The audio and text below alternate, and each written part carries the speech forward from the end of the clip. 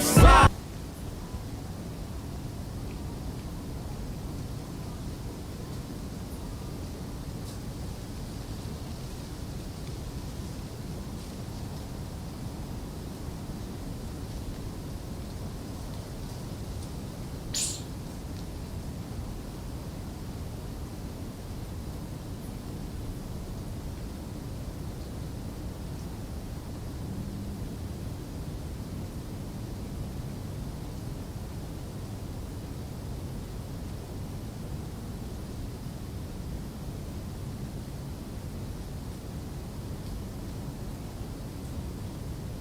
Online gaming, all the kids now, that's what they do. It's such a popular pastime. Is that going to have an effect on what we would...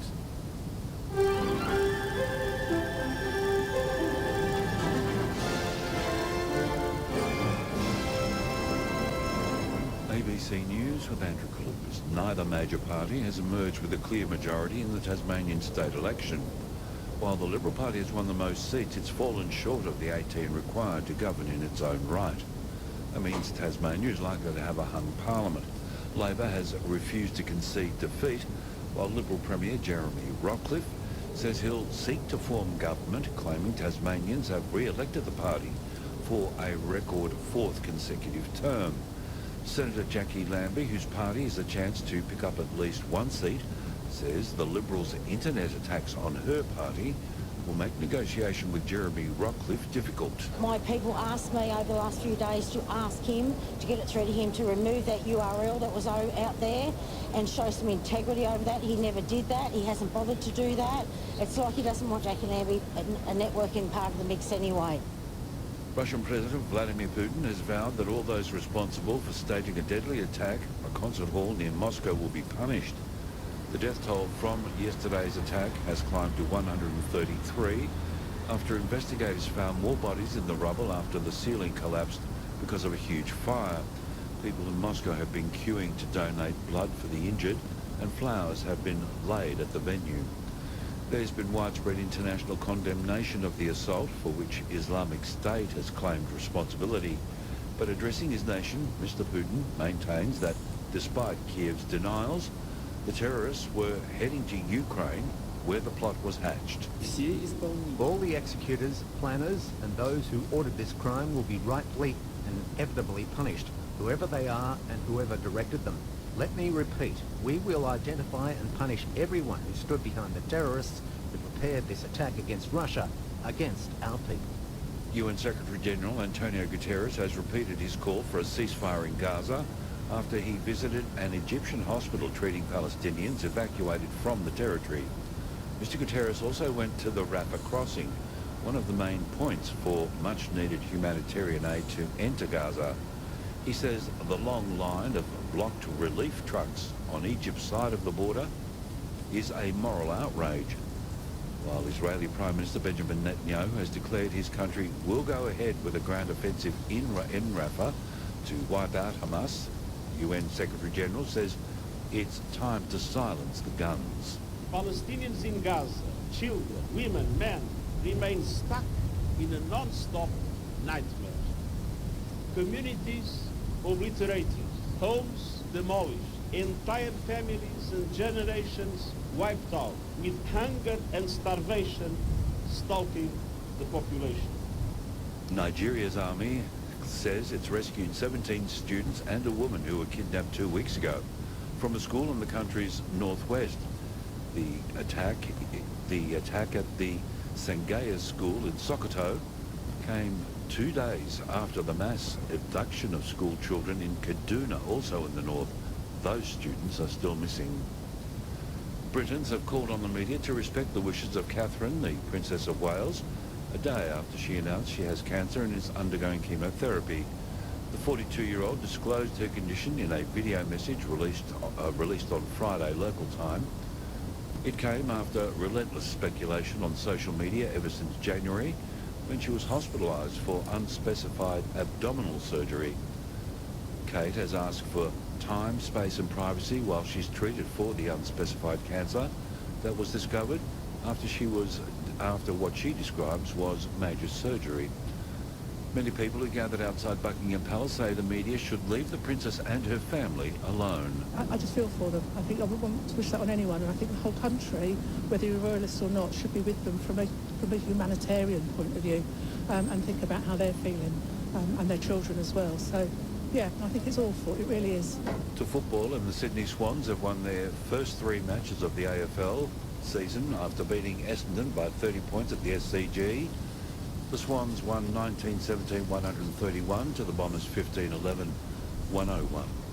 Sydney coach John Longmire says Isaac Heaney has had an impressive start to the season. His run was outstanding.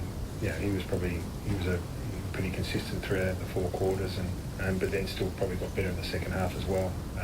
He's playing some good footy.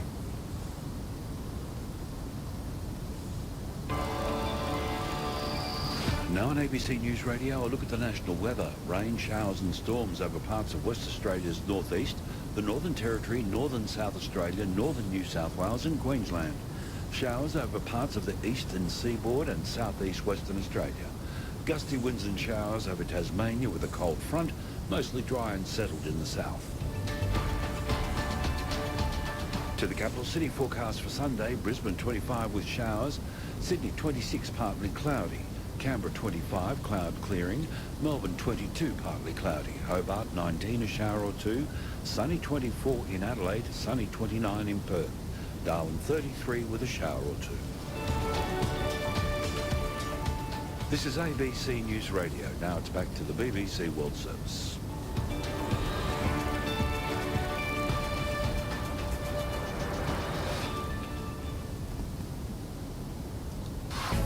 On radio, online and on mobile. This is Sports World on the BBC World Service. Hello, I'm Lee James. Welcome back to Sports World. Coming up in this hour, we'll be in Melbourne, where Red Bull's Max Verstappen fought off the challenge from the Ferrari driver Carlos Sainz to take pole position for the Australian Grand Prix. It's the opening round of matches in the Women's Six Nations rugby. There's been a victory already for France, 38-17 over Ireland. We'll be speaking to a former World Player of the Year who has fought back from a serious neck injury to play for England again. Emily Scarratt makes her international comeback against Italy on Sunday, and we'll be at Wembley ahead of England's international friendly against Brazil. But first to tennis, and after winning his first title since last year's Wimbledon, can Carlos Alcaraz complete the Sunshine Double? Alcaraz hits the backhand to the Medvedev forehand. That's cross-court. Alcaraz onto the sideline, and Medvedev goes wide. And for the second time in 2 years, Carlos Alcaraz is the champion in the desert. He wins Indian Wells, and significantly for the Spaniard, who won 6 titles in the first 6.5 months of 2023. That is the first time he's won a title since beating Novak Djokovic on Wimbledon's centre court. Carlos Alcaraz among those hoping to be in action today at the Miami Open, with commentary there from our tennis correspondent Russell Fuller, who joins us now, along with the former American tennis player and winner on the WTA Tour, Jill Craver. Well, first thing to say, Russell, it's not really felt like a sunshine double over the last 24 hours or so. Many matches postponed on Friday and more difficult conditions again today.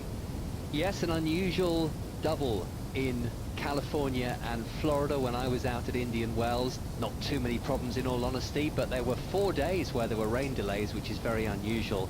And as is often the case in Miami, often hot and sunny, always humid, but quite often they do get these fairly spectacular showers and thunderstorms, and that's been the case yesterday, where there was only time for about 2 hours play, and again so far today. Officially no play for another 20 minutes, but it looks as if there's going to be further problems for another couple of hours perhaps, and then it looks like the weather gets a lot better and the forecast for the next few days is much more positive. But it means there's going to be quite a delay. If you're Yannick Sinner, then you'll be quite happy that your second match on the schedule, playing Andrea Vavassori, another Italian, a qualifier. They played 5 or 6 games yesterday. Carlos Alcaraz is due to be the first match on the night session, so he may find that he gets preferential treatment. The top seeds who are on the show courts, particularly for the night session, might find that even though lots of other matches are delayed, their matches tend to start on time, but potentially a long wait for him too, up against also another compatriot in Roberto Caballas Baena. Yeah, we're going to be talking about their rivalry, and we will hear in just a moment or two from Yannick Sinner. But Carlos Alcaraz, we heard, winning Indian Wells, due to play his match hopefully later then, weather permitting. He beat Daniil Medvedev in that final in California. They also condemned the Italian Yannick Sinner to his first defeat of the year in that semi-final, Jill. So we'll hear from Sinner. It's felt, hasn't it, like he's been playing as the best in the world this year. But it seemed very much like the man to beat, and seems like it's all clicking for him since he won the Australian Open. It really is, and thank you guys for having me. It's nice to be back on the program, but he's just had a phenomenal start to the year, and very different scheduling, I think, in my mind than what he's done in the past. He didn't play a lead-up tournament to the Australian Open before he got his first Grand Slam title, so that was something different, something that he really wanted to focus on. He had a great off season, but I loved his reaction after he won the Australian Open. He celebrated a little bit, but he was back down to business and just wanted to get himself organized for the next tournament. And there's just no sign of him mentally slowing down. He's always got his eyes on how to improve, how to get to the next stage, and that's what's so exceptional about him at such a young age. Yes, as you'll hear in the next few moments, he's very grounded, still very much focused on adding to his maiden Grand Slam title. But I caught up with Yannick Sinner in Miami as he was preparing for the tournament. The 22-year-old, who's from a village on Italy's border with Austria, more renowned for its ski resorts, but now perhaps its most famous son, has certainly scaled the peaks of men's tennis after winning that first major title in Melbourne earlier this year. Sinner serves. Backhand return from Medvedev. Sinner's forehand. Medvedev with the backhand cross-court. Sinner's backhand to the Medvedev backhand. Sinner hits the backhand down the line. Medvedev cross-court with a forehand. Sinner down the line with a forehand winner to win the Australian Open title. And a first Grand Slam title. He's the youngest men's champion here for 16 years. And he's flat on his back on the baseline. And he's ended the challenge of Melbourne's Marathon Man. Well, Yannick, welcome to Sports World. I know you've been asked this many times since Melbourne, but tell us what that moment was like, becoming a Grand Slam champion for the first time. Yeah, it was for sure a great moment. A moment what I was dreaming of for a long time. I was just happy to share this moment with the people I really care, with the people I live my daily basis, with my team. My family was not there, but I saw them after. Friends, it was just a great moment for me and my career, and it's already a little while ago, so for sure obviously I remember the moment, but you always have to stay in the present moment, trying to get better and trying to be ready for the new challenges. Yeah, you paid tributes after winning to your parents. You talked about what it has taken to get you there. What did it take then for you, Yannick, to become a Grand Slam champion? For me, it took a lot of sacrifices, tough choices, which I believe tough choices can be good because it makes you grow as a player and also as a person. You understand and you see different point of views, how to see certain things, and I think the belief, because you have to believe and you have to be happy on court, and I think the combination of many things makes you a good player, and I'm very happy that I have my team here, which gives a huge. You cannot make this achievement alone. So everyone has a team behind him, and it's I think that's it. And what has life been like for you, Yannick, since then? Has it changed? You're getting all the extra attention. It's huge, obviously, for you, but for your country as well, for Italy to have a male Grand Slam champion. What has life been like? Yeah, for sure, it's a little bit more attention, this yes, but in the other way I haven't changed as a person, because for sure great, I feel lucky to be in the position, but that's it. If you lose the match, the next day you have to work, and if you win the match, you work anyway. So, it does make a huge difference to me. For sure, there is a little bit more attention also when you play in front of people. They know you now, so it's a nice moment, like a positive moment, but you have to be very careful with opponents because they know you, they want to beat you. So I like to be in this position because it makes me a better player. Now, there was a lovely moment in Miami this week. Maybe this was a bit of a pinch me moment for you because you met the Italian national team. You had Luciano Spalletti, the coach, bowing to you. You were chatting with World Cup winner Gigi Buffon, who's part of his staff there now. Tell us about that. Tell us what went on. Amazing, amazing moment for me because I didn't know all these players before, so for me it was just an amazing experience getting to know the players, the team. I just was very emotional at some point because when you go there and then seeing all these great players, it's an amazing feeling. There are not so many words to say, so yeah, it has been a really great day for me. Yeah, I'm sure you can't quite believe Gigi Buffon is there talking to you. Yeah, exactly. Like it was strange, but then you realize, like, okay, they're also human. This is just like me, or like in the beginning was strange to see Rafa, and now it's normal, no? Because I see him, and then they are just also they are human, and it's nice that we had a chat. They asked me how tennis is working, like how much you travel and everything. It was really nice conversations. And you've been on this incredible run, obviously, since winning in Australia as well. Does it feel different playing as a Grand Slam champion? In many ways, do you feel a bit of extra pressure? Is there a target on your back, or is there a greater relief now that you've won a major? I think both, no? Because for sure you work hard to have this chance at least once to lift this one of the biggest trophy in our sport, but now you have more pressure. They know you, how you play, they know my weaknesses, you have to work on that, but this makes me a better player, and that's what I like. And for sure there's more pressure on the court and also off the court, but it always depends how much weight you give on this. I give not so much weight because I want to be a better tennis player. How can I improve things? And then that's why I need my team behind me, and then they're pushing me really hard. I'm very lucky to have them, and that's what we try to do. Were you aware of what some of your players were describing your performances like? The phrase that Tommy Paul used was absolutely naked to describe how unbelievably you were playing. How did you feel about that?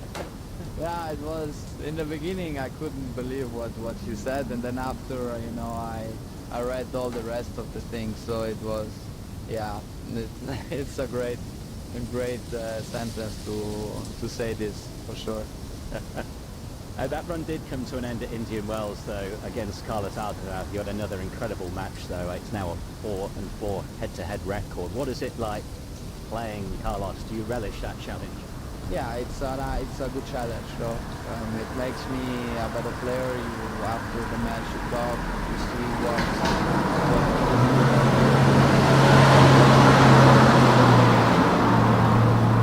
the next time you have to change tactical sides a little bit. So there are some very interesting things, and I'm just looking forward to this. Trying to work on that. For sure, we try our best when we play against. We have this.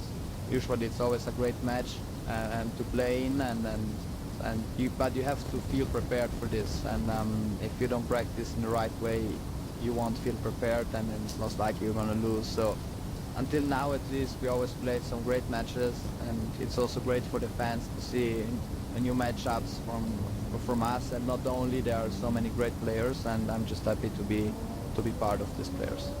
Yeah, there's so many great players coming through at the moment, but do you sense with Carlos in particular a rivalry developing in men's tennis? I know you've got a lot of respect for each other. I think you get on well, don't you, off the court? Yeah, I mean, we have a lot of respect, for sure. Off the court, we don't speak that much, because I feel like we both feel more at home when we play on a tennis court. So, but yeah, we do have a lot of respect. I respect him a lot, as I guess he's doing that on my side, and I think that's maybe the most important part. I know you never got the chance to play Roger Federer, but he's spoken about you and Carlos potentially winning multiple slams, being the ones that carry the game on, be the superstars of the sport. How does that make you feel to hear that from Roger Federer? Yeah, it's amazing. Unfortunately, I never played against him. He's one of not so many players, so I'm still missing. But this is also part of life and part of the sport. New people are coming, and people are going, and that's also how life off the court is, and you have to accept that. But hearing this sentence from Roger means a lot to me, and I guess also a lot to Carlos. It's just amazing. But in the other way, we cannot predict the future. No, it's everything can happen. There's so many great players, young players coming up. So let's see what's coming. And what about your targets for the year now? Of course, more Grand Slams and perhaps a chance to win a gold medal at the Olympics for your country in Paris. Yeah, for sure. Like also, like end of last year, my main goal was the Olympics, because they are not every year; they are every 4. So it just for me it will be great for everything now, getting to know new people, new sports people, the best people basically we have. So it's gonna be an amazing event. I'm very looking forward to it. But in another way, for sure, we just go hunting every week, and we can see what we can catch. And sometimes you catch something good, and sometimes you don't catch nothing. But that's it. No, there is no need to put doubts or extra pressure. At 22, Yannick, there's a lot of years to come. Are you ready to be there at the top? Yeah. Yeah, I mean, I'm still young, so I still have to make a lot of experiences, which I'm really looking forward to it. I mean, this is what I love to do, playing tennis. Hopefully I can play some great matches in front of packed crowds. That's what I love to do, and then hopefully I can achieve that. Well, we wish you the very best, and thank you so much for your time. Thank you. Thank you so much. Have a great day. Cheers. That is Yannick Sinner speaking to me from Miami ahead of his opening match later today. Our tennis correspondent Russell Fuller, the former American tennis player Gil Cuevas, are still with us. And Gil, as you were saying earlier, he seems to take everything in his stride, doesn't he? He seems very grounded. You get the real sense he won't allow that first Grand Slam title to go to his head. I mean, it's just incredible listening to him. He's got such an amazing perspective for someone that's so young. I mean, normally you hear the words coming out of his mouth from someone that has 20 more years under their belt as far as experience and stuff like that. It's just amazing to listen to him speak, and he really does have a good perspective on where he wants to grow, and always looking to get better, and never settled with anything. But I mean, even when you see him, and Russell will, I'm sure, agree with this as well, you just see him walking around. He's respectful to everybody. He's always saying hi to everybody, and he just is very aware, for someone that's so young, very aware of who he is and who he wants to represent himself as an athlete. It's just incredible. And that rivalry, Russell, which we think well developed between him and Carlos Alcaraz, there's certainly a lot of respect there, isn't there, between them both, as you were hearing from Yannick Sinner? Yes, they like each other. It was interesting that when you asked him about that friendship off the court, he was very honest, and that's the reality with the very top players. They might like each other, they might have a huge amount of respect for each other, but it's quite unusual that they become really close friends because of the rivalry. But it's going to be played out in fantastic spirit, you would imagine, potentially over 15 years, and those are the obvious two at the top of the game. There are other players, of course, like Holger Rune, who's very young, and then a couple of years younger coming through, the likes of Artur Fils of France and Jakub Mensik of the Czech Republic. But you'd absolutely look at Sinner and Alcaraz as the two players likely to dominate the sport on the men's side for the next 10 or 15 years. Daniil Medvedev was asked in Indian Wells, who will have more Grand Slams in 10 years' time? And in true Medvedev style, he loved the question, because he always thinks very carefully about these questions, and he normally gives you a very honest answer. This time he chose diplomacy. He said they'll be tied in 10 years' time, and then we'll let them fight it out after that. So we shall see. I mean, I think the feeling is that Alcaraz has a bit more to his game, and that potentially he could be the one who wins more Grand Slams than Sinner, and Sinner needs to prove himself a bit more on the clay courts and the grass courts. Alcaraz already a Wimbledon champion, and if you look at Sinner's record, he's actually only won the one clay court title in Umag. Now, I don't think he can't play on that surface, but he's got to prove that he can win consistently at the highest level away from just the hard courts. It is a very good question, though, isn't it, Jill? Who ultimately in a decade or so will come out with the most titles? I love the answer. They'll be tied, and then they can figure it out from there. But I think it's exciting, and I think the key is that they both just have to stay healthy, because you know, they've both had small little injuries here and there for two guys that are young. They're just 2 years apart.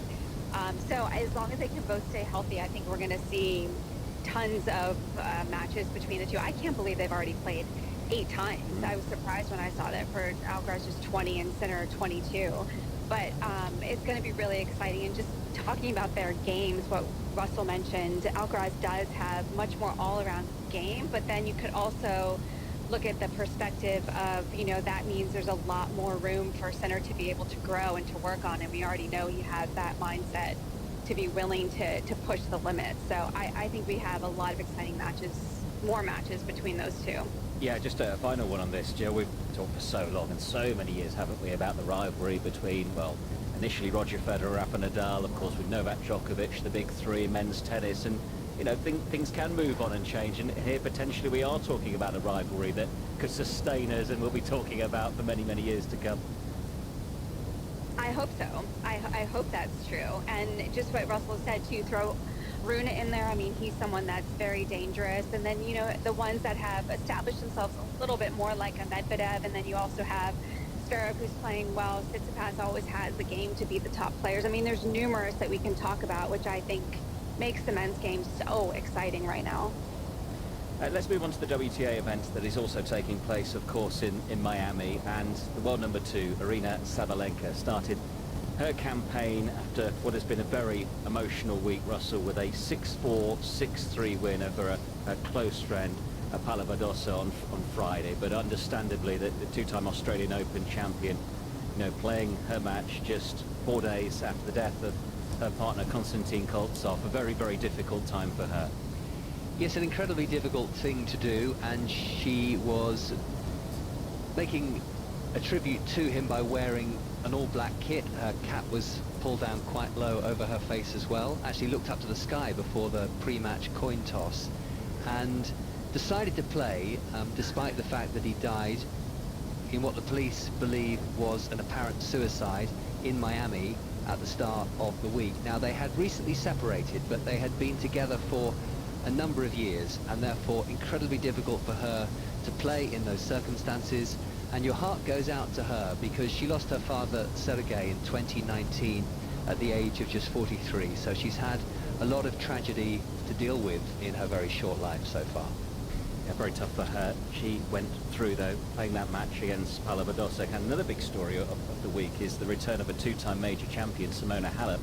And she beat Badosa was beaten by Badosa in the previous round, 1-6, 6-4, 6-3, Jill. This is her first match since a 4-year doping ban, later reduced to 9 months. Initially, on how she was on the court, how did she look on her return? I mean, what you would expect. You thought she would be a little bit rusty, having not played for a while, and also everything that she had gone through trying to fight this doping ban for so many months, and it just kept getting delayed, and you know, all eyes are going to be on you, so it's going to be a difficult moment to step back out into the court. But with how mentally strong we know Simona is, I think it's no doubt that she'll be able to find some better form as long as she, you know, the more matches she gets under her belt, because that's what she needs right now after being away from the sport. She was given a wild card for the Miami Open. It allowed her to play. That was questioned, though, by Caroline Wozniacki, another former Grand Slam champion, former world number 1. And it resulted in what you'll hear is a little bit of a tit for tat in their respective press conferences. We'll hear from Halep, then Wozniacki, then Halep again. This day is going to stay very special for me. It's something personal, and I really love to see that people are appreciating me. This is not directly at Simone, but if someone has tested positive for doping, it's my personal belief that I don't think that people should be awarded wild cards afterwards. She got her suspension reduced. It wasn't a clearance, so it was a reduced sentence. And again, I just hope for a clean sport. Why she said that? Why she said that? Because I didn't do anything wrong. I didn't cheat. I didn't dope. It was a contaminated supplement. It was not doping. Only one person being negative about me is not that important. So Simona Halep, Caroline Wozniacki. It may be a little frosty, Jill, between them in the future. Does Wozniacki have a point? Should Halep have given a wild card? You know, I can see the point from both of them. Yeah, and I think Simona had even said that previously. A statement that she made, that she doesn't feel like players should be awarded wild cards if they've had a positive doping circuit. You left us at the vital point there, Russell, didn't she? But She was saying how Simona Halep had said, I think this is in conjunction to the Maria Sharapova case, that players who return from a doping ban should not be given a wild card. Now, I think she would argue that she's being consistent because she feels, I didn't dope.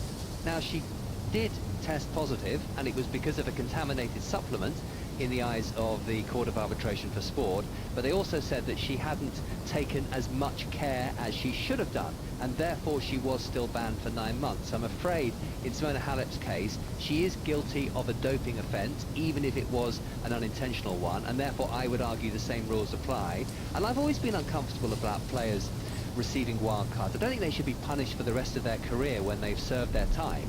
But one of the consequences of being banned from the sport is that your ranking is going to fall. So for the authorities and the tournaments then to award wild cards to some of these stars immediately after returning from a ban doesn't sit easy with me personally. But they will do it because these are marquee players we're talking about, and Maria Sharapova was given many, many, many wild cards when she returned from her 15-month ban for meldonium, and she's not the only one. I think what you would say in Simona Halep's favour is that she was banned for 9 months, but actually, because it took so long for the legal process to unfold, by the time the Court of Arbitration for Sport had cut her 4-year ban down to 9 months, she'd actually been away from the tour for 17 months. So she served an extra 8 months, which the court didn't feel she should have served. So perhaps that's a mitigating circumstance. Jill, I think we lost you in your prime there. So Sorry about that. no, please make your point. Well, after listening to Russell, he kind of made my point for me. I don't think players should be given wild cards if they have been positive in a doping case or a doping charge. Having said that, there have been cases where I know for a fact that someone has had a positive result and completely unaware of where that might have happened. Now, I know it's a case of trusting that person about whether they really did or did not do the substance. But I think if the player is unaware, the athlete is unaware 100%, then I can see being a little bit lenient in that regard. But I agree. I think if it's a definite positive, I don't think that they should be awarded wild cards. Russell, just before you leave us, how is it looking in the women's draw at the Miami Open? Obviously weather dependent today. Yes, there's a couple of very good-looking matches to come later on if the weather is okay. One features the world number 1, Iga Swiatek. She's won Indian Wells. She's now trying to complete the Sunshine Double up against the Italian Camilla Giorgi, who's had lots of big wins and upsets over the course of her career. And before that, in theory, Naomi Osaka against Elina Svitolina. So those are two players. Both are mums. Svitolina made her comeback so spectacularly successfully last year, and now Osaka is doing so.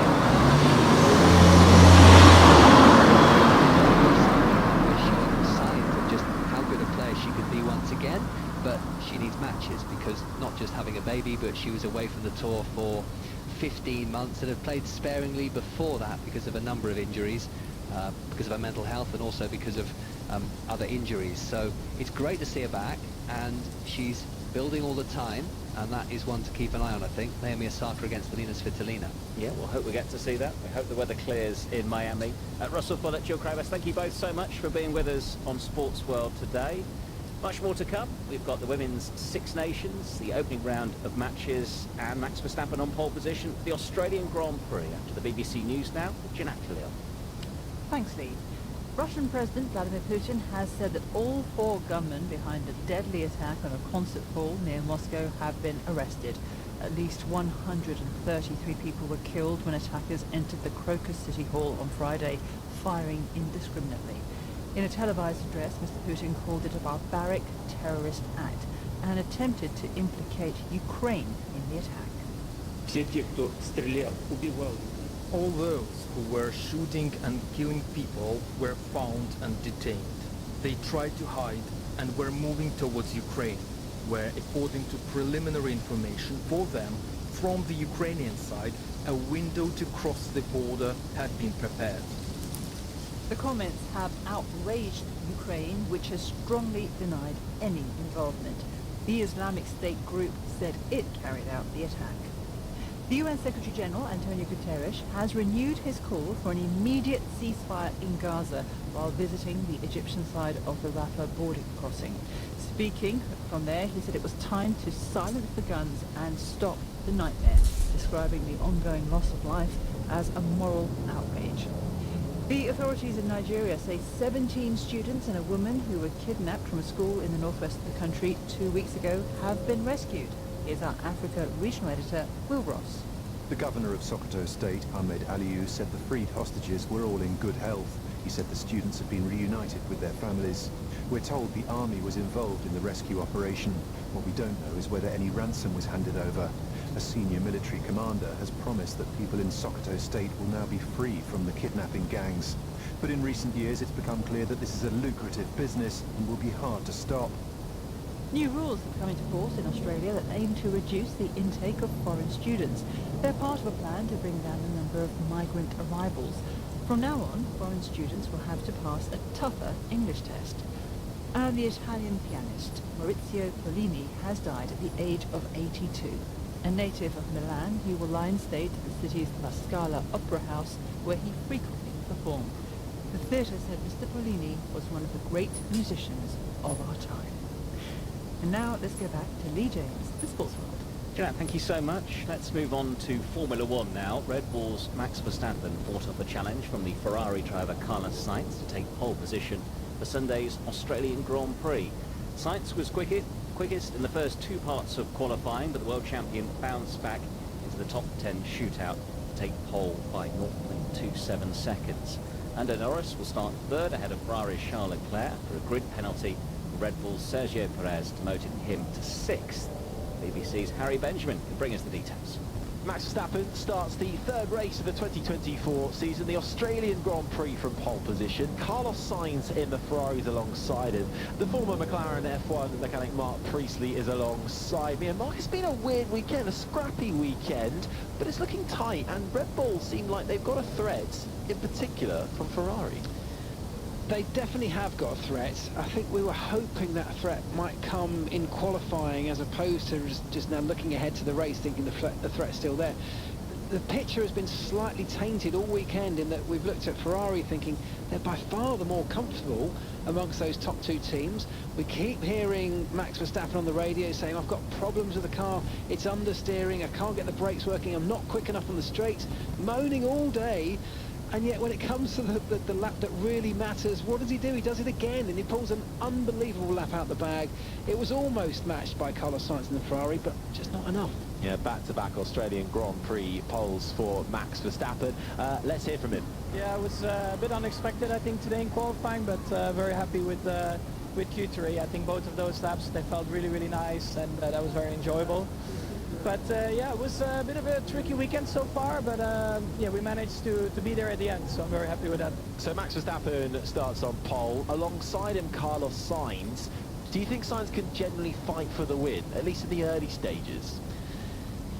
I mean, fans at home are going to be hoping at this moment I'm going to say yes, and unfortunately what I'm probably going to have to say is if you look at the race pace of the two cars, which is what we do over the course of practice sessions, and if you look how the season's gone so far, it's the Red Bull that looks stronger in race conditions. It tends to look after its tyres better over the longer runs in a race.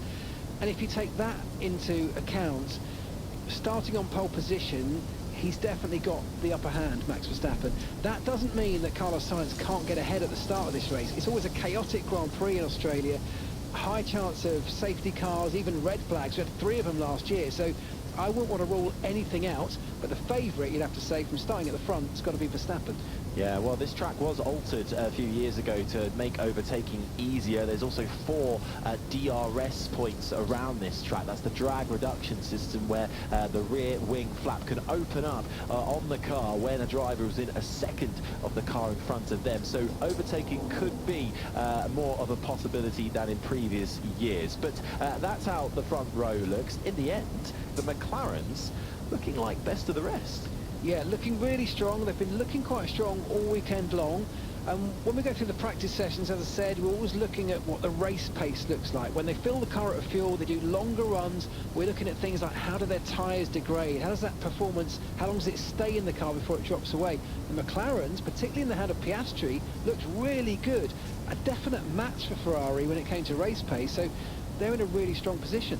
On the other side of things, though, not in a strong position are Mercedes, particularly on Hamilton's side of the garage. They've had a really up and down weekend, more downs than up, and Hamilton, the big name, not to make it through into the top 10 shootout for qualifying. He'll start this race from 11th on the grid, but he's not happy with his car right now.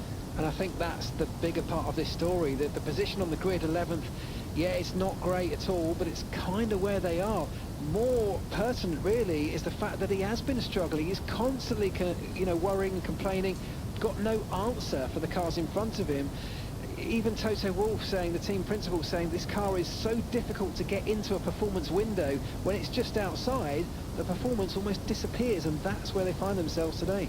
Well, Hamilton's qualifying in general so far for the first two races hasn't been stellar. 9th place start for Bahrain, started down in 8th for Saudi, and will start the Australian Grand Prix from 11th on the grid.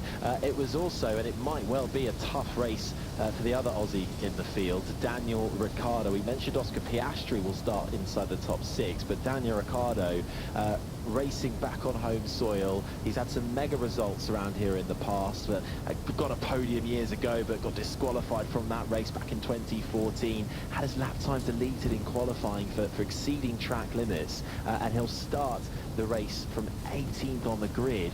But the bigger issue, I think, is that his teammate Yuki Tsunoda starts from inside the top 10. Yeah, it's the worst possible thing that Daniel Ricciardo needed. Ultimately, the game they're playing at the RB team, which is the second of the two Red Bull teams, the game those two drivers are playing is how do we find ourselves getting back into the top team? How do we get a shot with the best car in Formula One? That's what the RB team is all about. Daniel Ricciardo was everybody's hope that that might be the way he goes. Could he match Max Verstappen again?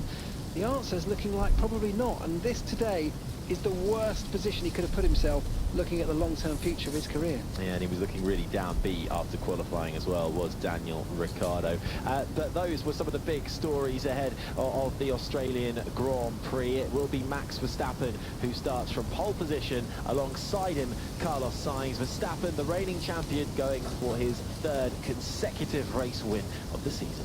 Harry, thank you. That's Harry Benjamin. Next to Rugby Union, the opening weekend of the Women's Six Nations Championship. France have begun with a victory. They've beaten Ireland 38-17 in Le Mans, scoring 5 tries in a bonus point win.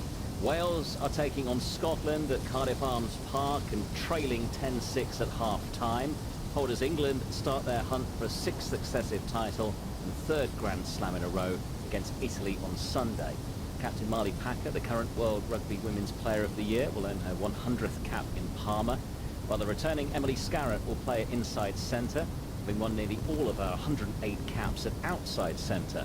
The 34-year-old is looking to cement her place in the squad before next year's home World Cup, after being out for 13 months with a neck injury. She's been telling me what it's like being back in the England fold after so long away. It's really cool. Obviously, it has been a decent amount of time, but just really excited to get back in the environment. Obviously, love the girls, love being around it. Yes, a long journey back. Was the thought of putting on an England shirt again what kept you going at times through what must have been the difficult days, the rehab that was going on? Like, yes and no. Obviously, it was always something that, I didn't feel I was done, but in the same breath, obviously, I've been very lucky to have had quite a long career as it is, so I certainly wasn't trying to be too greedy with that, but yeah, I mean, now the opportunity's back on the table as such, then yeah, I'm just really looking forward to hopefully getting stuck in. And I love the Six Nations as well. I genuinely love playing in the tournament. I've always loved watching it, so it's always a pretty special time of year. Was there a moment though when there was a concern that might have been the end of your rugby career? Yeah, definitely. I think obviously having the injury that I had, and also having spoken to various surgeons along the way as well, yeah, it was a very real possibility, and obviously we decided to go down a certain route, but I think the biggest thing for me was I was making the decision because of my life, not because of rugby, and obviously that meant that I've got this opportunity again now, but it was never necessarily about really trying to force myself to continue to play the game. So what are the feelings like, and what were they like when you first stepped foot onto a rugby field again? Was there understandably a bit of trepidation? What was it like when you got stuck in again? Yeah, definitely a bit of that. My first game back was a 7:45 kickoff on a Friday night, which if I'm honest, I probably should have waited a week and just had the kind of the 2 o'clock kick-off on a Saturday, because waiting all day on a Friday is not particularly enjoyable when you're coming back for that first game. But no, just really enjoyed it. Like, you just wanted to get out there and just like do some things, you know, pass the ball, hit some things, do whatever it was that was appropriate for that game. So yeah, it was plenty of nerves, but also quite excited. And a fresh start for you and a new position at inside centre, away from your traditional position of 13. Tell us about that, how that's going, the differences perhaps between those two roles. Yeah, obviously naturally it's slightly closer in, so you potentially take on a bit more of a decision-making role, have a bit more opportunity to maybe distribute and dictate where the game is played. But yeah, obviously it's not a huge difference, literally just one in, and sometimes how you play the game, you can end up on different sides of the field, so as centres you're kind of doing a similar job anyway. But yeah, it's kind of a nice new challenge to try and obviously wrap my head around that and slot that into how the New England way is of playing as well. So yeah, it's been kind of refreshing to kind of have that new opportunity, a new challenge. Yeah, to give you that fresh impetus then, given that you are coming back into this team as well. Yeah, exactly. And you know, obviously just trying to get my head wrapped around obviously all of the new stuff as well, as a lot of people are, but in that new position as well, and then obviously combining back up with some of the brilliant players that are pulling on the England shirt as well. So yeah, it's exciting, and yeah, like you say, it does give you that kind of fresh lease of life almost. Yeah, what has it been like getting back into what is this hugely successful England team? They're going for a 3rd Grand Slam, and you've had the opportunity, I guess, to view things from the outside looking in over the past year. Yeah, as I say, it's really exciting. Obviously, we've got an amazing crop of amazingly talented people. I think the depth throughout the squad is quite a bit ridiculous, to be honest with you. I don't know quite how they're going to try and trim that down when it comes to, you know, the end of the tournament and potentially the really big games. But yeah, it's exciting. You know, all the girls have been going so well in the PWR. It's a brilliant league. It's so super competitive, and I think that's hopefully then translating to the quality of players that we have. But yeah, there's a lot of talent on show, that's for sure. Absolutely is. And what is the talk amongst the team then about what you could potentially go on to achieve over these next few weeks then, with another title, perhaps a 3rd Grand Slam, and huge occasions coming up like the match against Ireland at Twickenham, and potentially of course that big decider against France? Yeah, I mean, it's going to be the super boring answer, but we genuinely haven't looked past this weekend yet. Obviously we've been coming to camp trying to just digest everything and get going with everything, and then obviously like it's the first game week, so that's completely the sole focus. Obviously if you do let yourself drift a little further, obviously the 2 games at home, one in Bristol, and then obviously that big one at Twickenham, everybody is super excited for that. Everybody will want to be involved in that. That's obviously, you know, a pretty standard thing to say. And then obviously the final game against France is always a huge game. Will it come down to being the decider? Who knows? Obviously there's a lot of games to be played between now and then, but nonetheless, playing away in France is always like a super exciting game to be involved in. It's never easy, that's for sure. Yeah, for an England team to go to France, partisan crowd in Bordeaux, it's going to be a great occasion, but to potentially go there and win another Grand Slam, would that almost, you know, really top anything that's been achieved so far? Potentially. I mean, going to France and winning in France is never easy, and especially potentially if there's something like that on the line. Obviously what they did last year in front of a Twickenham crowd in that last game against France was amazing. Obviously you always want to be at home in front of that home crowd, but as you say, it's a lot more challenging to be away from home and with a crowd that you know, they certainly let you know how they feel in terms of the noise that they create, which is one of the reasons I love playing in France. But obviously it's pretty hostile at the same time. So yeah, it's a long way away, but it's an exciting thing to look forward to. And what does it say about where the women's game and the Six Nations is right now, when we have these huge encounters to look forward to in Bordeaux, at Twickenham, at Ashton Gate, for your England team? You've seen the growth, haven't you, of the game? Is it at its peak now, one of the real heights now with where the team is playing? Yeah, I think definitely. I think, you know, if you just judge it very simply on how many people are playing the game and how many people are coming to watch the national side and the coverage that they get in it, it 100% is. Marley and I were reflecting the other day, obviously she's winning her 100th cap this year, and someone had told her that it's her 16th year playing rugby, and we got capped in the same year, so we were like flipping out. We're playing senior rugby for 16 years. Like we've probably been through quite a lot of well, we have been through a lot of change in that time, seen a lot of different people, seen a lot of different ways, and ultimately, you know, the position we're in now with contracts, with, you know, where we stay, where we train, how we travel, just everything is just so much better. And then you hear some of the youngsters let us know how old they were when we first got cap, and then you just think you just kind of move on pretty quickly from that one. But yeah, I guess that's the depth in the side. But yeah, the game has changed so much. Perhaps not what you want to hear at times, I can imagine. You mentioned Marley Packer, who will win her 100th cap then, something you've achieved, of course, as well. You know, what does that mean to get to that landmark and for her to do it, leading her nation? Yeah, I mean, it's huge. I suppose it's a weird one when I was obviously able to do it a few years ago, but like 100 caps for your country is a mental achievement. Obviously, you've got to stay at the top of your game for such a long period of time.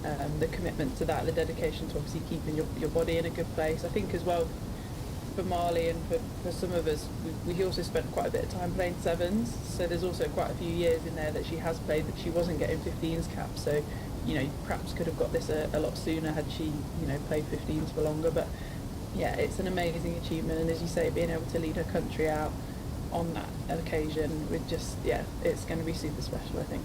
Yeah, really exciting time, of course, with the Six Nations, and then the build-up will begin to the World Cup in 2025 and on home soil. For you personally, Emily, how much was that a motivation factor to get back from your injury to potentially, you know, reach the pinnacle by lifting a World Cup at home? I think it definitely played a part, and I think it was, you know, as soon as I knew that it was an option to be able to come back and play the game, I think, you know, you look ahead to a home World Cup. I was lucky enough to play in the 2010 home World Cup, and I saw, you know, how amazing that was, 15 years previous. So you just, you know, everything we've just spoken about in terms of how much the game has grown, how much people love to come and watch it and support it, and you fast forward that to potentially what that could be like in, you know, just a bit over a year's time. It could be unbelievable, and I think that's something that is definitely motivating this squad a lot at the moment. Well, of course, first priority is the Six Nations, and Italy on Sunday, the men's team in their tournament won back-to-back games. Does that show that you can't be complacent anymore at all? You have to start positive and in strongly on Sunday. Have to, like, you always have to. I think, you know, international rugby is always combative, it's always physical, it's always tough, and it's always going to be a genuine competition. And I think you look at, you know, the Six Nations, obviously us and France have always traditionally gone well, but the other four nations are well into their professional contracts now. They're well into having better support, more training time, all of that sort of stuff. A lot of them playing, you know, in leagues that are now far more well established. So the quality of player, and therefore the quality of teams that we're going to see, and hopefully therefore the quality of rugby and games should be, you know, hopefully super competitive and super exciting to watch. You've experienced everything in the game, Emily, but what will it be like on Sunday when you're back out again wearing the England shirt with the ball in your hand? Yeah, hopefully just really exciting. I think, you know, you try not to step back too much and reflect on things. You want to just be in the moment and live for that. But yeah, it would be pretty cool to pull that white shirt back on and be out there with the girls, and yeah, hopefully we can go out there and do a decent job and set ourselves up for hopefully what will be a super cool Six Nations. Well, we wish you the very best. Thank you so much for talking to us. Awesome, thank you. That's Emily Scarratt speaking to me ahead of England's Women's Six Nations title defence. It begins against Italy in Parma on Sunday. In cricket, Sri Lanka 119 for 5 in their second innings, an overall lead of 211 over Bangladesh after the second day of the first test in Sylhet. It was a day that belonged to the bowlers. The hosts were dismissed for 188 before the tea interval. We're going to finish up with football, and with less than 3 months to go until the European Championship. England ramping up their preparations with a friendly against Brazil at Wembley. Tonight's game, along with their next match against Belgium on Tuesday, representing the last chances for players to impress boss Gareth Southgate before he selects that squad for the Euros. Let's head then to Wembley Stadium. We can speak to the former England defender Matthew Upson and the BBC senior football reporter Ian Dennis. And Ian, England versus Brazil, always a fixture that creates some excitement. Yes, it certainly does, Lee. First meeting in 6.5 years, although I hope we've got a few more goals than that meeting in 2017, because it was a goalless draw, the first since 1977. But both teams are not at full strength. Brazil with a new manager, Dorival Jr., who's had a rather interesting career, it's got to be said. His previous 25 jobs in 22 years. So, yeah, and Gareth Southgate, obviously, as you say, planning for the Euros. So it should be a very interesting evening. Yeah, plenty on the game, especially for some players, Matthew, that will get that opportunity tonight to play for England. What do you think Gareth Southgate is looking then to get out of these two matches in terms of that preparation? Well, I feel like the back four, shall we say back five, for me in these 4 games is key. And I wouldn't expect that much change, to be honest, because I think that you need to start to mould those partnerships, those understandings. I mean, Stones and Maguire to play together as much as they can. Kyle Walker at right back. Who's going to play left back? Chilwell's got the nod tonight, so I think that's a key area for England to have to improve, have to really be assured going into the tournament, because in terms of midfield and attacking options, we're looking really threatening. So that solid base, I think, is what he really wants to nail down. And chances, Ian, for those to impress and come in, especially with the injuries England are having to contend with. Yes, Bukayo Saka pulled out, withdrew from the squad earlier in the week, definitely ruled out for this game. Cole Palmer, Jordan Henderson and Harry Kane, and indeed Harry Kane, England captain, is extremely doubtful according to Gareth Southgate for Tuesday's game against Belgium here at Wembley. So an opportunity for players such as Ollie Watkins and also for Ivan Toney to try. Well, it's an audition really, because these are the final 2 games before Gareth Southgate will name his long squad of players, a training squad on the 21st of May, which he'll then whittle down to the final squad of 23 come the 8th of June. So an opportunity against top-class opposition to stake a claim for Watkins and Toney, who of course has only played 9 minutes of international football, so he's back in the international scene after obviously his betting ban, what was it, for 8 months. So it was a year ago that he made his debut. Do you see that, Matthew, as one of the key decision areas then, that backup slot to Harry Kane as an audition really between Toney and Watkins? Yeah, I mean, I do see that, and obviously Ollie Watkins with the nod, but they're very different players, aren't they? So I think opposition dependent could come into it. I think impact in terms of coming off on the bench, changing the system, maybe being more direct, maybe wanting to get more crosses in the box. Players like Ivan Toney will really feed off that. So, and also Ivan Toney plays brilliantly up front with a partner. You know, you've got to remember how that relationship he has in the Premier League with Mbeumo before he had his ban. Certainly Ivan Toney was just superb, really difficult to play against. So they bring different things to the game. But Ollie Watkins, for me, has earned his form for Aston Villa and his goal scoring, and he does score, you know, when he's on the pitch for England. So I think that I understand why he gets the nod. And do you see, Matthew, many selection dilemmas there for Gareth Southgate? How much of his squad do you think he will have in his mind? Yeah, I mean, I'm pretty sure he's got the majority of what he knows about. I mean, Kobbie Mainoo's a really interesting addition to this squad, and I personally would love to see him feature in the Euros. I think he's a great talent. I think he's in an area of the pitch that at the moment there's an opening there. You know, who's that centre midfield player that's going to grab the jersey to play next to Declan Rice in the Euros? You know, that's right there for grabs, and he, for me, is just building and building, getting better and better at every game at Manchester United. There will be odd players that do come in like that, but for me, on the whole, he knows the squad. It's just about the experience and the togetherness and getting that back four and goalkeeper working together. Quick final one in, as we've seen, you can often have a late run, can't you, to a squad, and that could well be Kobbie Mainoo this time around. Very much so, especially with Calvin Phillips out of form and not in the squad at the moment. So Mainoo has got an opportunity. He's impressed a great deal, but he's still only 18 years of age. He's only played 20 appearances for Manchester United. I mean, it's been a rapid rise, but what we've seen, his ability to handle the ball, to demand the ball, and also when you think of some of the chaotic games, I'm thinking the one at Luton in particular, he was the one who looked the most composed amongst a number of experienced players. So he's shown that he has that composure. Whether now he can demonstrate that on the international scene, and also I think sometimes Gareth Southgate looks for how players are when they're not involved in the team. What are they like around the dressing room, their environment? Because of course that will be key going into a tournament. We'll leave it there. Ian and Matthew Upson, thank you so much as well. So Wembley for England against Brazil. And the fortunes of Manchester very much on Sports World today. Have Manchester City taken a step towards the Women's Super League title after victory in the derby today with a record-breaking Jamaican? Still going. Kenita Shaw becomes Manchester City's all-time record goal scorer, and she does it against their rivals Manchester United. Sports World is a BBC Sport production for the BBC World Service.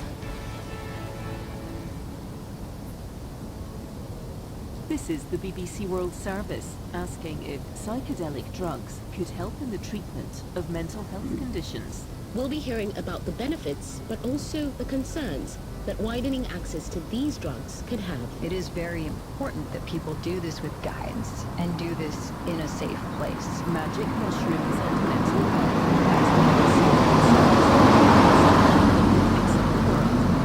Wherever you get your BBC podcasts. This is the BBC World Service, and on our website you can explore more of our programmes, from documentaries to science. Listen and download at any time by going to bbcworldservice.com.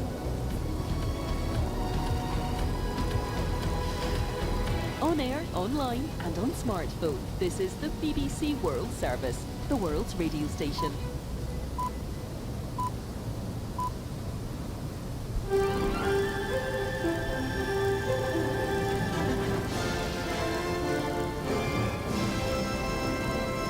ABC News with Andrew Kaloupas. Russian President Vladimir Putin says the assailants who staged the deadly attack on a concert hall near Moscow have been arrested, and claims they were heading towards Ukraine when they were detained. The death toll from yesterday's gun attack has climbed to 133 after investigators found more bodies in the rubble of the fire-damaged building.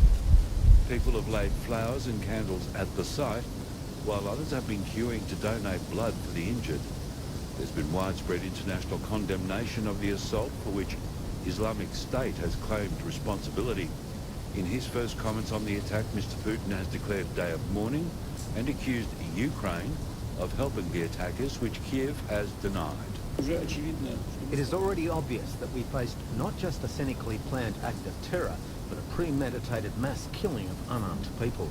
The criminals had a set goal of killing, shooting our citizens on sight in cold blood. The Tasmanian Premier, Jeremy Rockcliffe, has declared he'll try to form government after the state election failed to deliver a clear winner. A hung parliament appears likely, with the Liberals likely to win 15 seats, 3 short of what's required for a majority. Despite the uncertainty, Mr. Rockcliffe says Tasmanians have returned the Liberal Party for a 4th consecutive term. Labor is likely to win 12 seats. Labor leader Rebecca White says Tasmania is likely to see many years of minority government, but her party would only participate in a government she leads. People voted for change this election. We'll wait to see how the dust settles and for the final results to be determined. And Labor will be ready to work with the Parliament to implement our agenda and our plans for a better future for Tasmania, if that is the will of the people. UN Secretary-General Antonio Guterres has called for the guns to silence in Gaza after he visited an Egyptian hospital in Al Arish, treating Palestinians evacuated from the territory. Mr. Guterres, who also went to the Rafah crossing, one of the main points for much-needed aid to enter Gaza, says it's time for a ceasefire, so more can be done to help Palestinian civilians. The Israeli Prime Minister Benjamin Netanyahu has declared his country will proceed with a ground offensive in Rafah to wipe out Hamas. The UN Secretary-General says the innocent have been left to suffer while aid is held up. A long line of blocked red relief trucks on one side of the gate, the long shadow of starvation on the other. That is more than tragic. It is a moral outrage. Any further onslaught will make things even worse. Tributes and well-wishers are pouring in for Catherine, the Princess of Wales, from all corners of the globe after her revelation that she has cancer. Here's Europe correspondent Catherine Diss. As news of Princess Catherine's cancer diagnosis sunk in, Britons expressed their admiration for the much-loved member of the royal family. I'm absolutely devastated that she's got abdominal cancer, because she's a sweetheart. We've kind of known something was coming, but not to the extent that it has. But this princess is beloved beyond Britain's borders. Thoughts and prayers were sent from all over the world. Australian Prime Minister Anthony Albanese expressed admiration for her extraordinary courage in telling the public. US President Joe Biden said he was praying for her full recovery.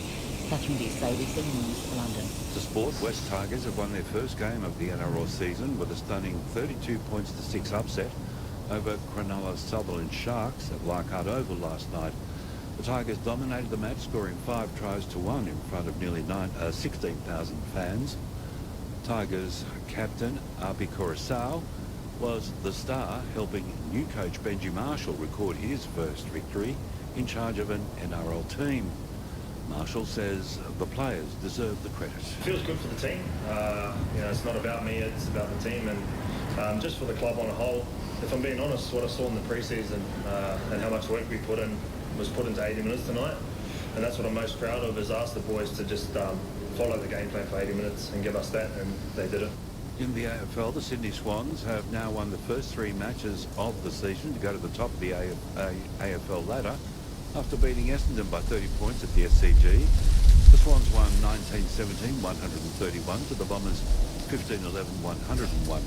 In Saturday's other matches, Melbourne had a 55-point win over Hawthorn at the MCG, and Fremantle had a come-from-behind 26-point win over North Melbourne at Docklands. ABC News.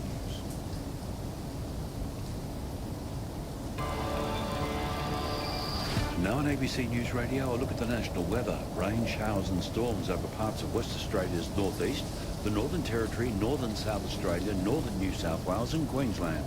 Showers over parts of the eastern seaboard and southeast Western Australia. Gusty winds and showers over Tasmania with a cold front, mostly dry and settled in the south.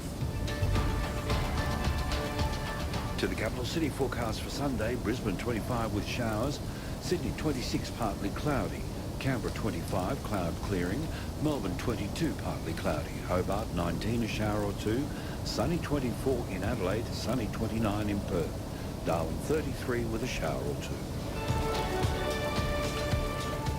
This is ABC News Radio. Now it's back to the BBC World Service.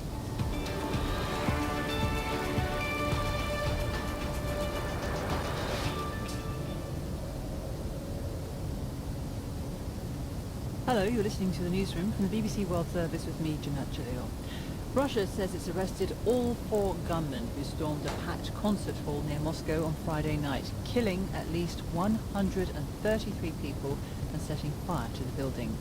In a televised address, President Vladimir Putin called it a barbaric terrorist act and vowed to punish all those involved. The Islamic State group says it carried out the attack. But Mr. Putin did not address that claim in his address, and instead said that the attackers had been trying to escape to Ukraine when they were arrested. With more on this, here's our Russia editor, Steve Rosenberg, who has been to the concert hall. By now, it's clear that this was the deadliest attack in Russia in 20 years. Today,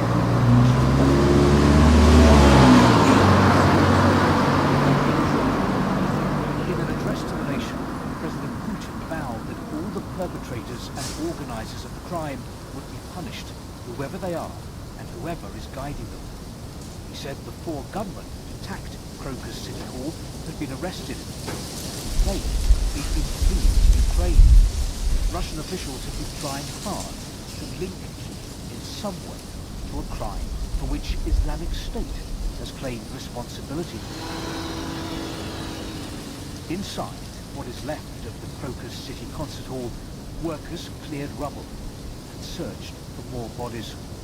The attackers not only killed with bullets, but with fire, setting the building alight, turning the rock concert into an inferno.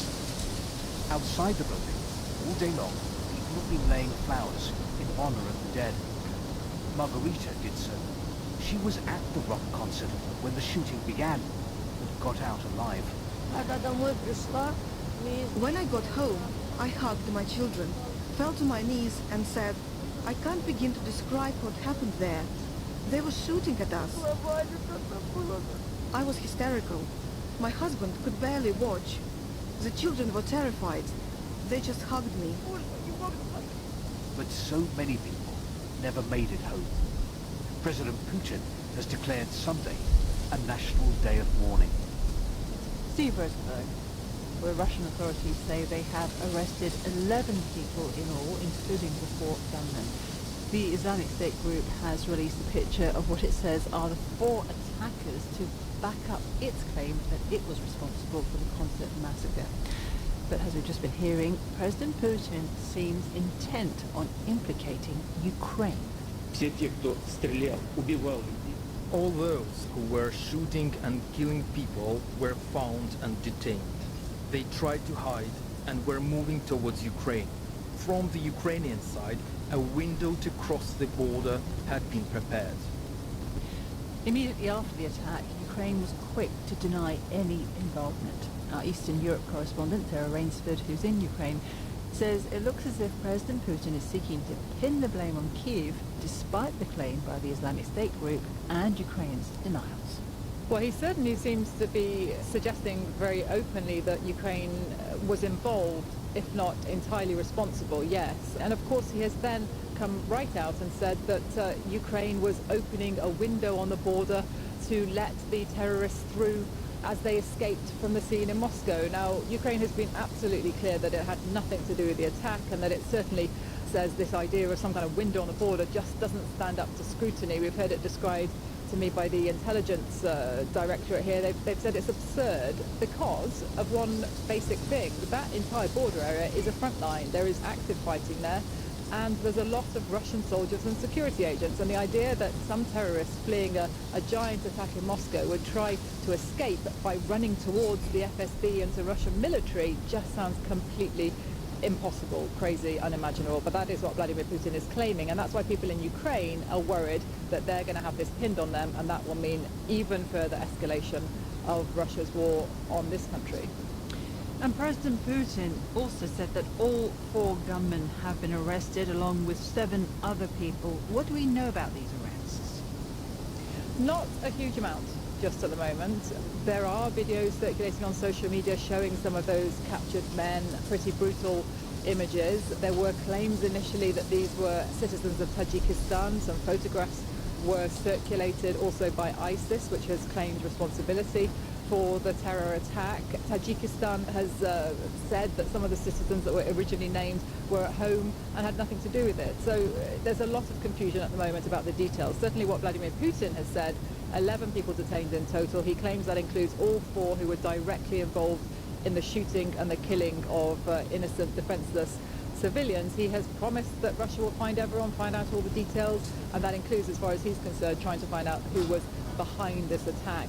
And also questions for him and the Russian intelligence services about the fact that a couple of weeks ago there were warnings from the West, from the US, extremists could be planning attacks in Russia on large gatherings, including concerts. Yes, and Vladimir Putin openly rejected that. He dismissed it. He called it blackmail, which is an unusual choice of word. I don't quite know what he meant, but he certainly wasn't giving it any credence, and it certainly wasn't a warning that was passed on to Russian citizens. So American citizens were told by their embassy in Moscow. The British government Foreign Office also published a warning saying there was the threat of imminent extremist attacks, and specifically mentioned concerts as one of the possible targets. So Vladimir Putin dismissed that. The foreign ministry also dismissed it. So yeah, big question. Did that information get passed on to Vladimir Putin and he ignored it? If so, why? I think, you know, there's a lot of questions to answer, but in Russia today, those questions won't even be asked, let alone answered. Sarah Rainsford. Well, let's take a closer look at that claim by the Islamic State group. I asked BBC Monitoring's jihadist media specialist, Nina Al-Alami, how credible IS's claim was and why it would have chosen to attack Russia now. So in terms of credibility, it is a genuine IS claim. It came out through the group's official outlets on the messaging app Telegram. There were 3 separate, not claims, but updates of that claim. So as far as authenticity goes, it is an authentic claim. But of course, we don't know for sure the extent of IS's involvement actually on the ground. All we can say is that it is an official claim, and there has been a lot of speculation as to which regional branch is responsible for that attack, because IS claims to have global branches around the world. One of its branches that used to be active in Russia is called the Caucasus branch, It's been relatively dormant in recent years, but that was the branch that used to claim attacks in Russia or Russian republics like in Dagestan and Chechnya. And then there has been speculation by authorities and analysts that the Afghanistan-focused Khorasan province branch was behind it because it has Russian-speaking members from Central Asia, according to the analysts, so maybe they were able to carry out these attacks. However, IS has not said that any regional branch was involved. It simply put out the statement, and on the statement they wrote the words Russia. Usually in that place there's a branch, for example, Syria branch or Afghanistan branch, and maybe that was done deliberately so none of its regional branches come under fire or scrutiny. In terms of motive, the group simply said in one of the updates, this is part of IS's ongoing, they use the word normal, the normal ongoing war between IS and countries that are fighting Islam. In the second update, IS said that this is part of its war against Russia and its allies. It used the phrase, IS never forgets its revenge, and that was a message to Russia. Now, it did not elaborate, but it seems to be a reference to Russia's ongoing military operations against IS in Syria, specifically in central Syria and Homs province, but it could also be a reference to recent crackdown by Russian authorities on suspected IS operatives in Russia. Mina Al-Thani. The latest reports out of Gaza say at least 9 people who were queuing up for aid have been killed by Israeli forces. Israel has denied the reports from the Hamas-run health ministry that its troops had fired on a crowd of desperate Palestinians. This comes as the UN Secretary-General Antonio Guterres, on a visit to the main crossing point into Gaza in Egypt, again appealed for an immediate ceasefire. He said it was time to silence the guns and stop the nightmare, describing the ongoing loss of civilian life as a moral outrage. While condemning the Hamas attack that sparked the war, he said that nothing justifies the ongoing collective punishment of Gazans, especially during the Muslim holy fasting month of Ramadan. Fasting with you on Ramadan, I'm deeply troubled to know that so many people in Gaza will not be able to have a proper iftar. Here from this crossing, we see the heartbreak and heartlessness of it all. A long line of blocked relief trucks on one side of the gates, the long shadow of starvation on the other. Our correspondent, Hugo Bashege, is travelling with the UN Secretary-General. He sent this report from the Rafah border crossing between Egypt and Gaza. This is the Egyptian side of the Rafah crossing with Gaza, and one of the main entry points for humanitarian assistance into the territory. And here hundreds of trucks are waiting to be allowed to enter Gaza. Now, Western officials, aid groups have been criticizing Israeli authorities for this inspection process. They say that it's been extremely slow, and they say that some of these trucks have been turned away because they've been carrying some items that have been banned by the Israeli authorities, such as medical scissors and also sleeping bags. Now, some of these trucks have been here for weeks waiting for these inspections, and the UN says more than 1,500 trucks are waiting here in Egypt. And obviously the humanitarian situation in Gaza is worsening.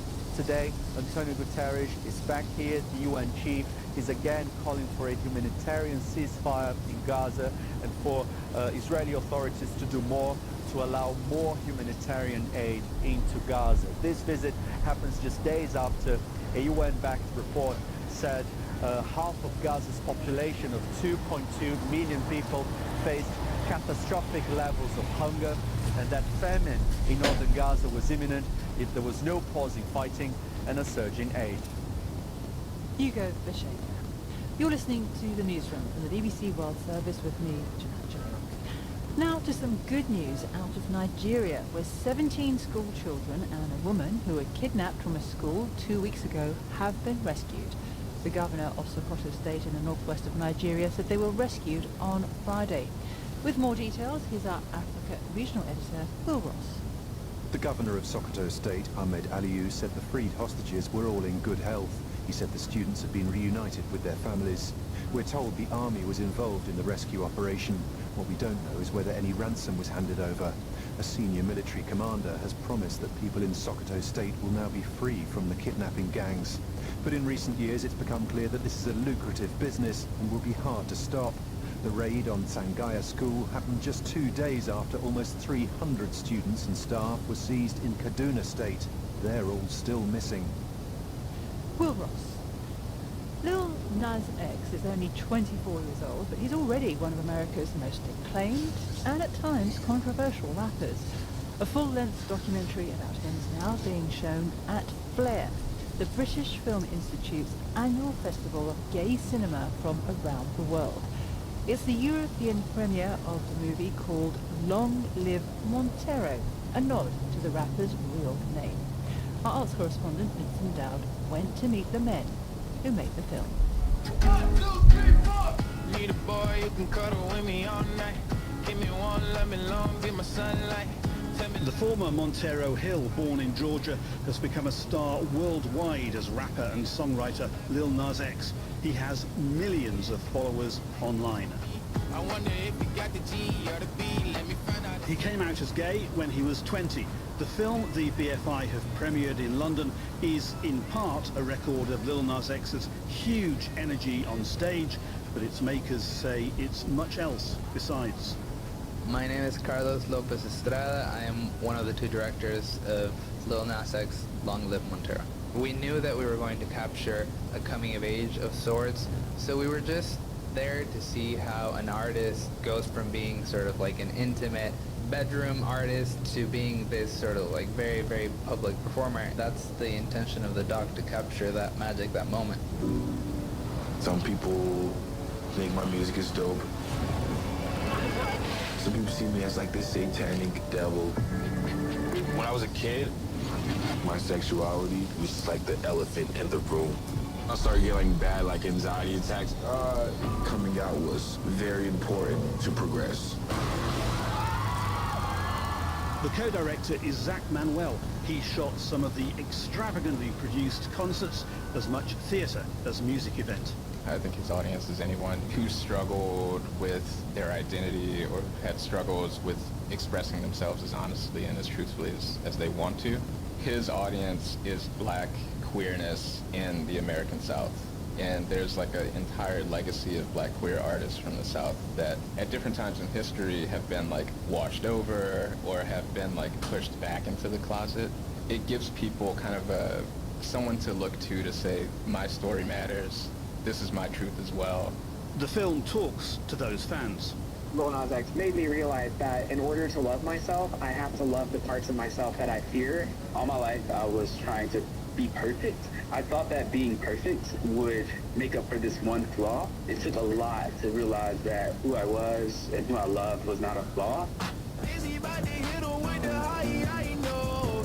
Is he about to give him something viral? Is he about to... Videos viewed online by the million have been crucial to his success, expensively made and often full of gay imagery.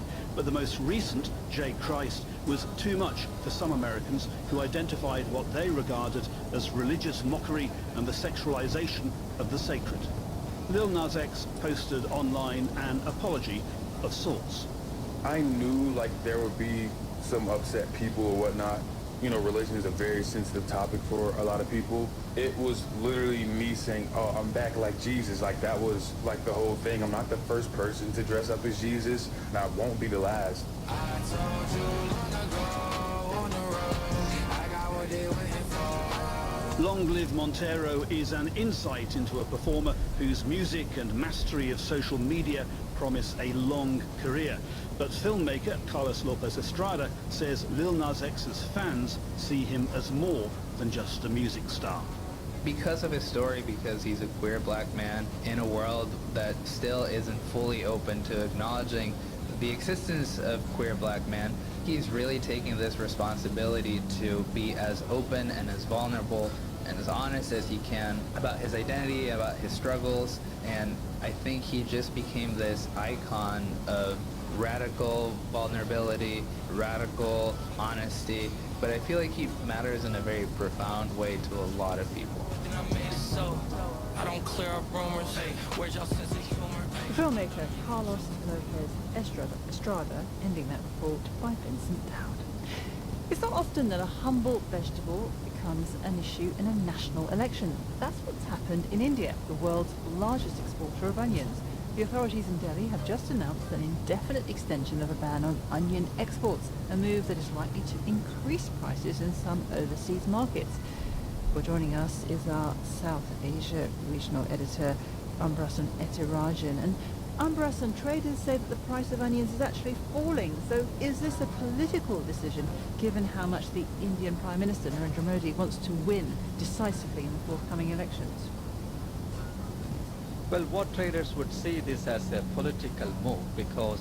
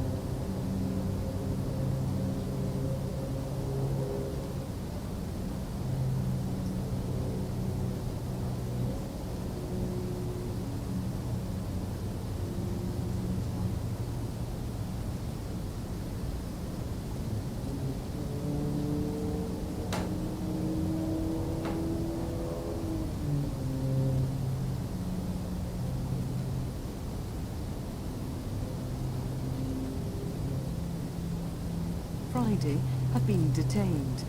More than 130 people were killed at Crocus City Hall. Mr. Putin called it a barbaric terrorist act. The Islamic State group has claimed responsibility.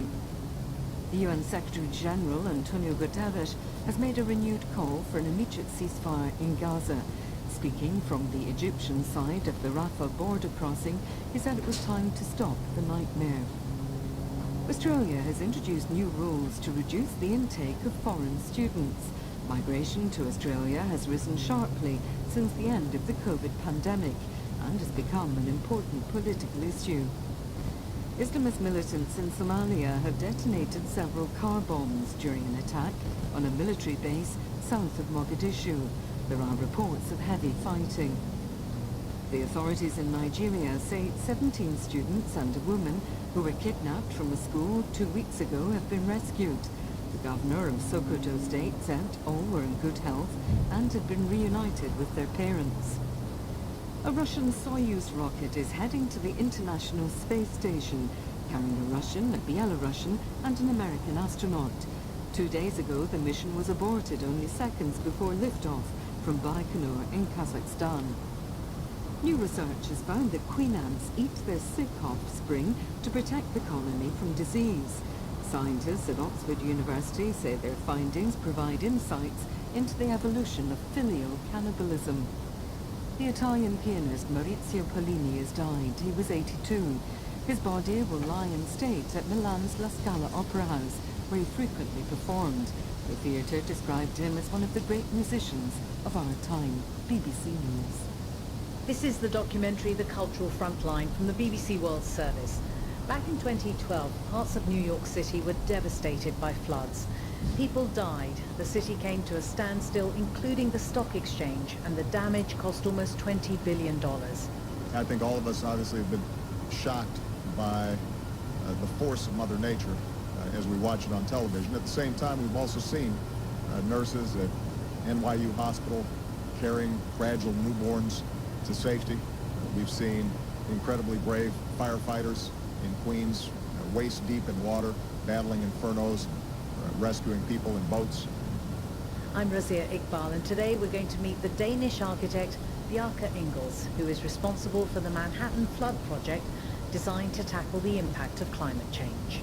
In the case of a storm warning, this whole thing, it looks like something from Star Wars. So this giant element actually rolls along these tracks and hits the kind of rounded wall on the other side, and it creates a tight seal, so that if the entire East River comes up, as it did with Sandy, it's going to stay on the water side and not come into the city side.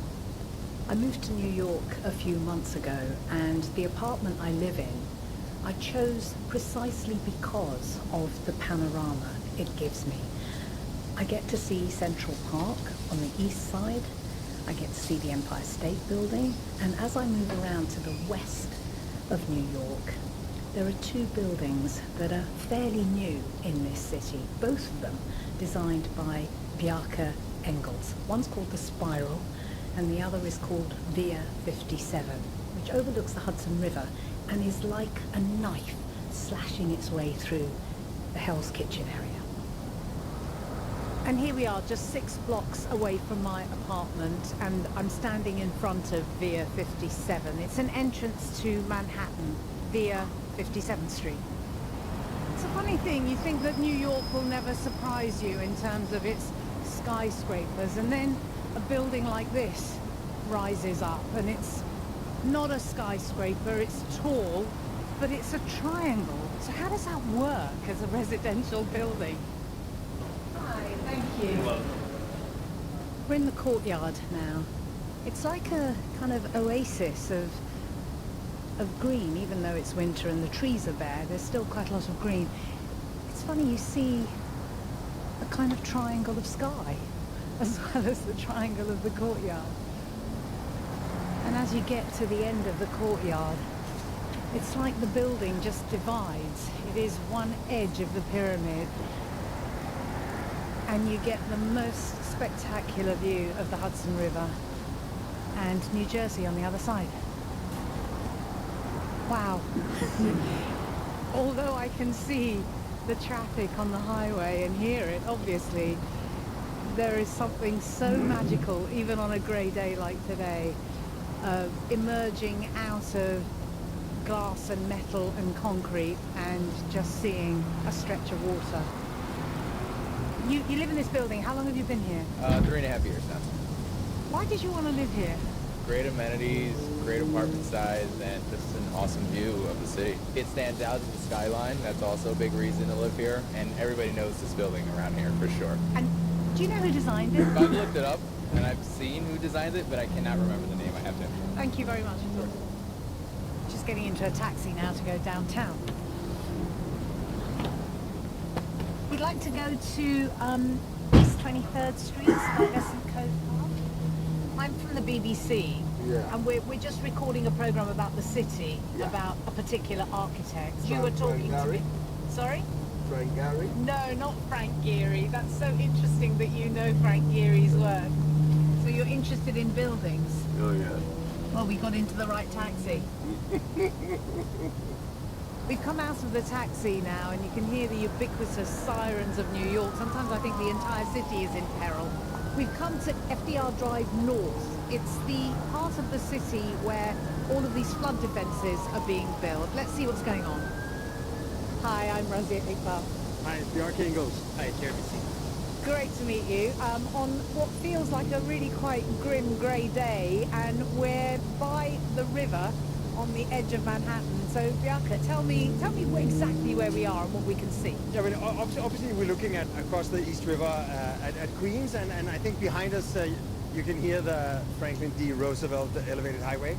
And we are in the sort of northern part of what we've nicknamed the dry line, which is essentially, if you imagine, the high line that's going to keep Manhattan dry when the next Hurricane Sandy comes. First of all, tell me about the idea of trying to make this flood-proof and what we will see when it's finished. Right after Hurricane Sandy came,